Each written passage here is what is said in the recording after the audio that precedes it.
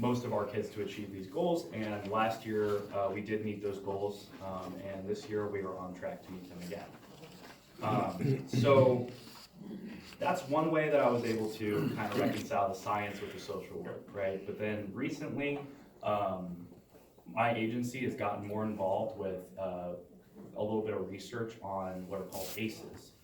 So we actually receive funding from the Office of Juvenile Justice and Delinquency Prevention, and as part of that grant, we are required to learn more about ACEs, go to seminars about it, present about it, and also provide training for parents for prevention and do specific ACEs related training for our mentors and our parents and volunteers. So the other day I had the opportunity and the time, since we were kind of recovering from fundraising and everything, that I was able to kind of do a deep dive on ACEs and learn a little bit more about that. So I'll try not to bore you with the specific details about this, but I find it a very interesting subject. I think it's a very wide-ranging subject that a lot of different entities can be involved in preventing these. So I will dive right in. So ACEs are, it's a term to describe any type of abuse, neglect, or other traumatic experiences that occur before the age of 18. ACEs stands for Adverse Childhood Experiences. And one of the main studies on ACEs was conducted by the Centers for Disease Control and Kaiser University. And they found that 74% of the people that they tested had at least one ACE. And you can see on the second page, there's a chart there of the people who had more than one ACE or one ACE. And as the number of ACEs increases, the adverse effects associated with them also increase. And if you have one ACE, you're a lot more likely to have more than one. So, or later on down the road. And so what people have found is that children who have one or more ACE not only have adverse social effects later in their lives, but this actually affects their long-term health outlooks. This has to do with a number of things. So if you have ACEs, if you were a victim of neglect or abuse earlier in your life, you're more likely to engage in some of those risky behaviors. And those behaviors include risky health behaviors. So you're more likely to put yourself in bad situations, to smoke or drink, which obviously have very adverse health effects, right? But it goes deeper than that. ACEs actually can hinder development on the mind of children. So the stress of these situations can actually harm their brain development, and then their brain will not develop properly, and that can lead to a lot of different health effects later on down the road. So on the third page, we've got a few statistics just about what kind of health risks we're talking about here. So as I said, the more ACEs a child has, the more likely they are to have these adverse effects later on down the road. So for a person with an ACE score of more, that means they've got 4 or more adverse childhood experiences, as compared to somebody with a score of 0, they're 2.5 times as likely to develop COPD, 2.5 times as likely to contract hepatitis, 4.5 times as likely to develop depression, and 12 times as likely to develop suicidality. And these are statistics from the Center for Disease Control website. You can find this information there. And so somebody with an ACE score of 7 or more is 3 times as much risk for lung cancer, 3.5 times the risk for heart disease.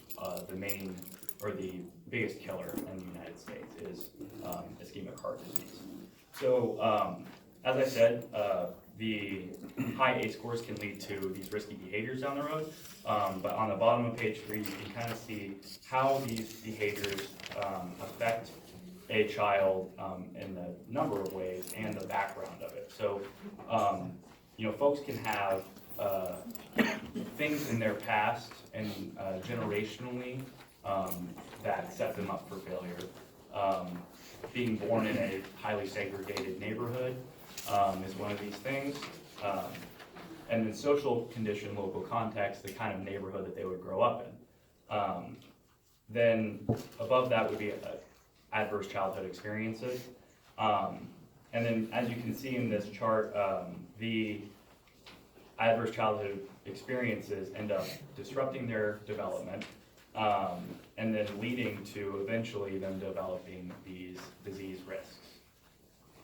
So you could review that to see more information about kind of how this affects them. But I just kind of wanted to go over some things that we deal with as a mentoring organization. Something that we do with the children that we serve is we try to identify their risk factors, and then we try to incorporate protective factors to prevent them from these risks. So some of the risks that we deal with very often at Big Brothers Big Sisters are single parent households, trauma or abuse of some sort, low-income households, and also some of these families have what we call transient adults, so friends or romantic partners of parents who are in and out, who might provide a, adult role model thing for a little bit, and then they're out of the picture, and then they're back in the picture. So transient adults is another one of those big risk factors that we deal with. So there's a list there of the risk factors that are considered important for ACE prevention. But like I said, for Big Brothers Big Sisters, we focus on a lot of the social effects, so the social risks, such as those family structure risk factors. So then the risk factors, just because a child has ACEs, it doesn't necessarily mean that they will have these poor outcomes later in life. Their positive experiences and protective factors can protect them from experiencing adversity and having these risks later in life. So some things that we can do as a community and other organizations can do to prevent these effects. Communities supporting parents and taking responsibility, prioritizing child abuse, providing educational opportunities for parents, which is something that we are striving to do at Big Brothers Big Sisters as well. We like to talk to parents about parenting skills and trying to prepare them to provide a stable life for their child. We want to provide basic needs, access to healthcare and social services, adequate housing, and then in bold there at the bottom is the one that I'm most focused on, which is providing caring adults outside of the family who can serve as role models for these children. So the Centers for Disease Control literally lists mentoring as one of the main protective factors to preventing ACEs, which they consider to be a major public health risk. So mentoring really is a good method to prevent some of these societal things that could happen with these children, as well as the health risks that are associated with them. So then at the bottom there are some things about what can be done, but then I will focus now on how you could help